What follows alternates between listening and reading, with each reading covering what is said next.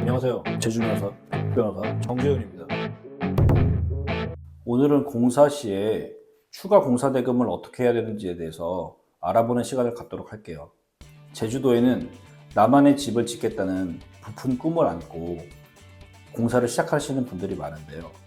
공사업체가 계속 추가 공사금을 달라고 하는 경우에 이럴 때 그 돈을 다 줘야 될까요? 우선 추가 공사 대금의 정의에 대해서 간단히 말씀드리겠습니다. 첫 번째로는 단가 계약이 있는데요. 이건 간단히 말씀드리면 단가 곱하기 수량이에요. 즉 나온 만큼 정산해서 지급하는 방식이기 때문에 이 경우에는 추가 공사 대금의 문제가 크게 발생하지 않습니다. 반면에 총액 계약이라는 게 있는데요. 이거는 전체 공사의 총액이 얼마인지를 정해서 하는 공사를 말해요. 대부분은 이 공사로 진행하게 되는데요. 집을 짓는데 10억이다, 15억이다. 딱 총액을 정해놓고 하는 계약을 의미합니다. 그런데 자꾸 공사업체에서 초과되는 금액을 요구하는 경우, 나는 딱 10억만 준비해서 공사를 시작했는데 12억, 15억 이렇게 요구하는 경우가 생기거든요. 이 경우에 문제가 돼요. 그런데 원칙적으로 이렇게 총액 계약을 체결한 경우에는 이 금액에 정확히 해주는 게 기본이에요.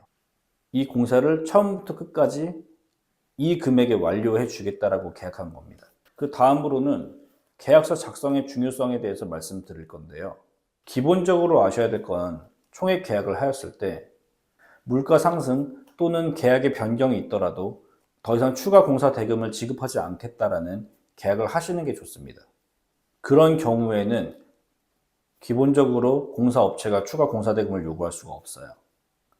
보통 집 짓는 경우에는 공기가 3개월에서 6개월 정도로 짧거든요. 이런 경우에는 정말 극히 예외적인 경우, 천재지변이나 전시사변 정도가 아닌 한 물가의 상승 같은 걸 주장해서 아니면 자재대금이 올라갔다는 걸 주장해서 추가 공사대금을 요구할 수 없도록 되어 있거든요. 그렇지만 확실하게 하기 위해서라도 그 부분을 계약서에 명확하게 명시하는 것이 좋겠죠. 입장을 바꿔서 하도급 업체의 경우에는 이 공사가 하도급업법의 적용을 받는 경우에는 크게 걱정 안 하셔도 되고요. 공사업체들은 반대로 이런 추가 공사대금을 지급할 수도 있다는 것을 계약서에 명확히 명시하는 것이 유리하겠죠. 따라서 건축주분이든 공사업체분이든 계약서를 자신한테 유리하게 명확히 작성하는 것이 중요합니다. 일단 중요한 표준 도급 계약서나 표준 하도급 계약서를 작성했다는 걸 전제로 그 밖에 증거 확보를 최대한 하는 것이 중요합니다. 공사가 진행되는 동안에 공문을 보내시거나 아니면 전화 녹음을 하시거나 카카오톡이나 문자로 대화를 하시거나 이런 경우에 전부 다 증거를 남겨 놓으셔야 됩니다. 요새는 자동 녹음이 다 되니까요. 통화 녹음을 하면서 끊임없이 증거를 확보하시는 게 만일의 사태를 대비하는 데 매우 좋습니다. 견적서를 반드시 받으셔야 됩니다. 견적서는 두껍고 일반인의 경우 봐도 뭐가 뭔지 몰라서 등한시 하거나 안 받는 경우가 종종 있는데요. 만약에 어려우시다면 전문가의 도움을 받으셔서 검토를 하시는 게 좋고요. 그 다음으로 중요한 것은 설계 도면입니다. 만에 하나 내역서에 기재되지 않더라도 설계 도면에 있는 경우에는 계약의 내용으로 인정되는 경우가 많거든요. 즉 설계 도면이 내역서보다 우선시되는 경우가 많아요. 그래서 반드시 계약 당시에 설계 도면을 꼼꼼히 보시고 내가 원하는 대로 도면이 그려졌는지를 확인을 하셔야 돼요.